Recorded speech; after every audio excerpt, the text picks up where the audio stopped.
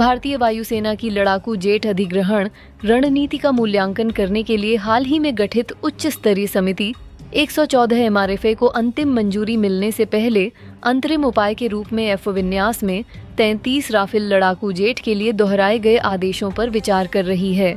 रूस भारतीय वायुसेना को मार्च 2026 में चौथा AS-400 स्क्वाड्रन और अक्टूबर 2026 में 5वां और अंतिम स्क्वाड्रन प्रदान करेगा। दिल्ली स्थित DG प्रोपल्शन ने अपने स्वदेशी 1 किलो इंजन का सफलतापूर्वक परीक्षण किया है। TBO इमेजिंग ने भारतीय सेना को मध्यम मशीन गन के लिए अर्जुन थर्मल इमेजिंग साइटों की दूसरी खेप प्रदान की है। भारत की परियोजना 77 नई पीढ़ी की परमाणु हमला पनडुब्बियों में विस्तारित आयामों के साथ पूरी तरह से नया हल डिजाइन होगा। उन्नत हाइड्रोडायनामिक्स और बेहतर ध्वनिक हस्ताक्षर प्रबंधन। भारतीय सेना ने हाल ही में गोला बारूद उत्पादन में 88% आत्मनिर्भरता हासिल की है, जो आयात पर निर्भरता कम करने के अपने प्रयासों में एक महत्वपूर्ण मील का पत्थर है। ब्रो एरोस्पेस फिलीपींस सेना के साथ एक अलग बड़े ब्राह्मोस मिसाइल सौदे के लिए उन्नत वार्ता में है, जो उनकी विशिष्ट परिचालन आवश्यकताओं के अनुरूप है। भारतीय सेना ने पोलारिस की अतिरिक्त इकाइयों को शामिल किया है। रेजर प्रो XP 4 उच्च प्रदर्शन वाले साल ट्रेन वाहन जो पहले की तुलना में 8 गुना अधिक मजबूत हैं।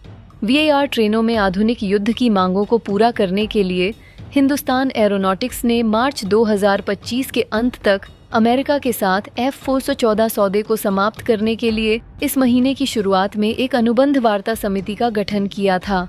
हैल ने जनरल इलेक्ट्रिक से प्रौद्योगिकी हस्तांतरण की गहराई के पुनर्मूल्यांकन के लिए कुछ तकनीकी दस्तावेज प्रस्तुत करने का अनुरोध किया है और दोनों पक्षों ने लागत वार्ता समिति की चर्चाओं को 4 चरणों में जारी रखने पर सहमति व्यक्त की है, जिसमें प्रौद्योगिकी के हस्तांतरण के साथ साथ हस्तांतरित की जा रही प्रौद्योगिकी की गहराई का आकलन भी शामिल है, जो इंजन के मूल्य का 80% तक है।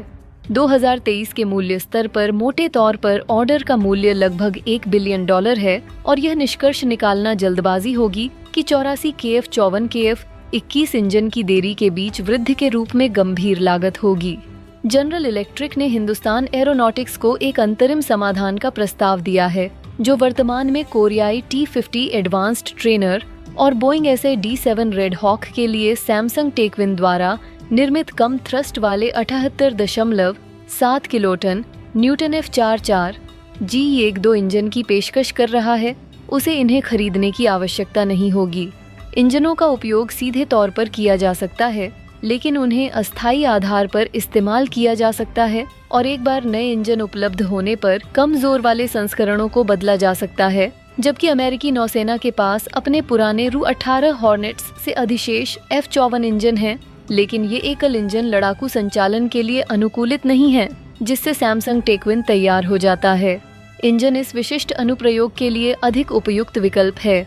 भारतीय मल्टी रोल हेलीकॉप्टर की अनुमानित लागत लगभग $30 मिलियन प्रति इकाई है, जो रूसी Mi-7 V5 हेलीकॉप्टरों के आधार मूल्य से 61% अधिक है, जिसे उच्च लागत के बावजूद IMH प्रतिस्थापित करेगा।